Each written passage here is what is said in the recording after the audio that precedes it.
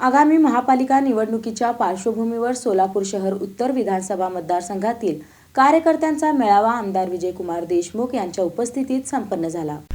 आगामी सोलापूर महानगरपालिका निवडणुकीच्या पार्श्वभूमीवर उत्तर सोलापूर विधानसभा मतदारसंघातील प्रमुख कार्यकर्त्यांचा महत्त्वपूर्ण मेळावा आमदार विजयकुमार देशमुख यांच्या प्रमुख उपस्थितीत लिंगशेट्टी मंगल कार्यालयात संपन्न झाला। या बैठकीस भाजप शहराध्यक्ष रोहिणी तडवळकर, माजी शहराध्यक्ष नरेंद्र काळे, माजी सभागृह नेते शिवानंद पाटील, माजी नगरसेवक संजय कोळी यांच्यासह शहर उत्तर विधानसभेतील प्रमुख पदाधिकारी व कार्यकर्ते उपस्थित होते। यावेळी मार्गदर्शन करताना शहराध्यक्ष रोहिणी तडवळकर म्हणाल्या की आगामी महापालिका निवडणुकीत उत्तर सोलापूर मधून सर्वाधिक नगरसेवक भाजपाच्या माध्यमातून निवडून यावेत, यासाठी प्रत्येक कार्यकर्त्याने ताकदीने काम करणे आवश्यक आहे। संघटन मजबूत करून बूथ पातळीवर प्रभावी नियोजन राबवण्यावर त्यांनी भर दिला। परंतु भारतीय जनता पार्टी ही शहर उत्तरमध्ये मोठ्या प्रमाणात वाढलेली आहे। बहुधा असं म्हटलं तर अवघड पडत नाही की भारतीय जनता पार्टीची सुरुवातच उत्तरपासून झालेली आहे।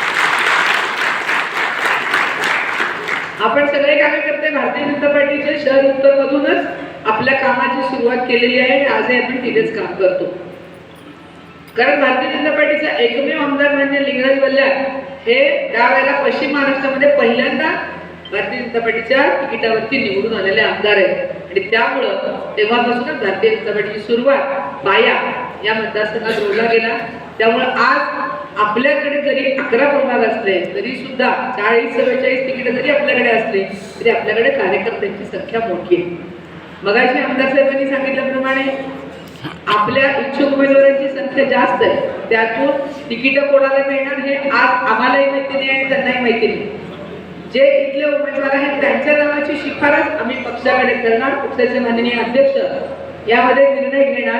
तिकीट कोणाला मिळणार हे आज मला आणि व्यासपीठावर बसलेल्या कोणालाच माहिती नाही, परंतु प्रत्येकाने कमळ हाच आपला उमेदवार आहे, मीच प्रत्येकाने उमेदवार आहे असं समजून आजपासून कामाला सुरुवात केली तर आता ही संधी मिळणार आहे। ज्यांना ही संधी मिळालेली आहे त्यांचं आपल्याला सगळ्यांना काम करायचंय। मंडल अध्यक्षांच्या वरती आमदार साहेबांची जबाबदारी दिलेली आहे की मंडल अध्यक्षांनी आपल्या मंडळात जेवढे प्रभाग आहेत त्या सगळ्या इच्छुक उमेदवारांना एकत्र करावं। केव्हा ना केव्हा तरी आज तुला संधी मिळाली तर उद्या मला मिळेल, अशा प्रकारची भावना ठेवली तर आपला उमेदवार जास्तीत जास्त मताधिक्याने त्या प्रभागामध्ये 40 उमेदवार निवडून येतील। दरम्यान आमदार विजयकुमार देशमुख यांनी मेळाव्याच्या आयोजनामागील भूमिका स्पष्ट करत सांगितले की पालिका निवडणुकीच्या पार्श्वभूमीवर सर्वसामान्य कार्यकर्त्यांशी थेट संवाद साधणे आणि त्यांच्या भावना जाणून घेणे गरजेचे वाटले, म्हणून या मेळाव्याचे आयोजन करण्यात आले।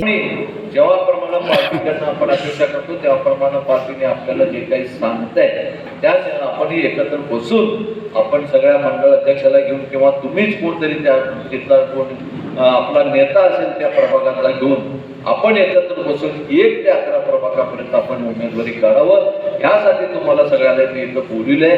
आपण 2 पैकी गेल्या वेळेला 49 होता, पण आता